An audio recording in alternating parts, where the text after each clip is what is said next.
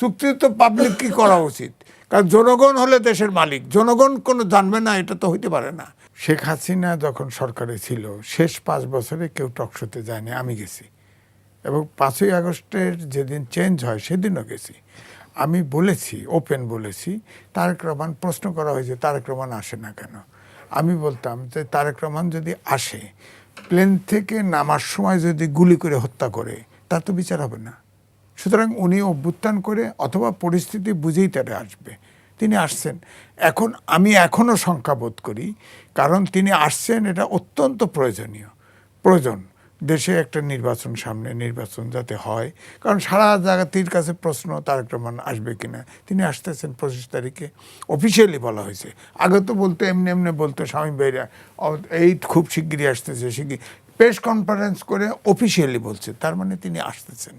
আসলে আমি মনে করি একদম প্লেনের সিঁড়ির থেকে শুরু করে, এবং তাকে সব সময় শুধুমাত্র সরকারের নিরাপত্তা নয়, তাদের নিজস্ব আপনার আর্ম বাহিনী থাকার দরকার।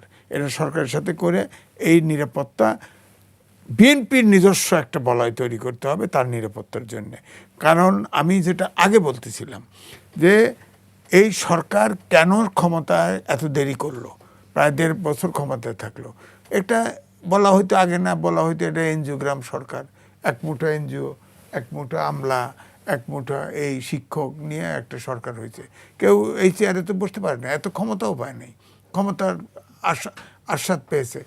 এখন ধরেন সবচেয়ে বড় কথা, আমেরিকা যখন আমাদের এক্সপোর্টের উপরে ট্যাক্স বসালো, এটা নেগোশিয়েট করতে পারছে, কিন্তু সেখানে গোপনে একটা চুক্তি করছে না।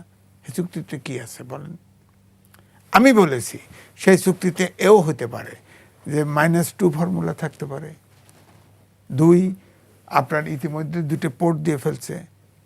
এটা 20-25 বছরের চুক্তি, অন্তর্বর্তীকালীন সরকার এটা পারে। সামনে নির্বাচন দিবে, নির্বাচিত সরকার আসবে, তারা করবে। এরা কেন দিল বলেন? অন্তর্বর্তী সরকার তো বৈধ সরকার, বৈধ সরকার তো করতে পারে না। বৈধ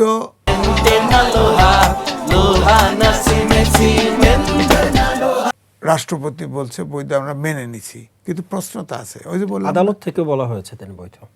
ওই যে আগে বললাম না, আদালত তো সেনানিবাসে পালাইছিল। আদালত, প্রধান বিচারপতি আর একজন অ্যাপিলেট ডিভিশনে, আবার মব দিয়ে তো সব বিচারপতি ভাগায় দেওয়া হয়েছে। তো কে দিল? এখন তো প্রমাণ নাই।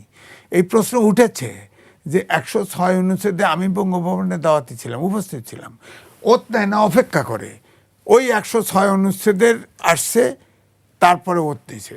তাহলে এই সরকার তো সংবিধান সম্মত রাখার জন্য ওত নিছে। তো আমার কথা হচ্ছে 106 অনুচ্ছেদের এইটা দিল কে? এ পর্যন্ত কোনো ডকুমেন্ট আছে? কেউ পাইছে? কোনো মিডিয়া প্রকাশ করছে? তো তারপরেও আমি বলবো যে দেশে শূন্যতা তৈরি হয়। এই জন্য প্রেসিডেন্ট বলছে এটা 106 অনুচ্ছেদে বৈধতা নিয়ে আসছে, আমি মেনে নিলাম। আমরা যেমন ধরেন বিএনপি হাসিনা ক্ষমতায় থাকার সময় জিয়াউর রহমান এবং শেখ হাসিনা, শহীদ প্রেসিডেন্ট জিয়াউর রহমান এবং হোসেন মোহাম্মদ এরশাদের পুরো সরকার ব্যবস্থা অবৈধ করার চেষ্টা করছে, পারে নাই। কারণ তাহলে তো দেশে শূন্যতা তৈরি হয়ে যায়। তার যেটুক প্রয়োজন সেটুক রাখছে, আর যেটুক প্রয়োজন না সেটা বাতিল করে। এই মানে যে তত্ত্বাবধায়ক সরকার বাতিল করছে, এরকম বাতিল করছে। ব্যাপারটা হলো এখন যে সরকার আছে, এই সরকার নিয়ে প্রশ্ন উঠলে একটা ভ্যাকুয়াম তৈরি হবে, কারণ নেক্সট ডে পার্লামেন্ট হবে।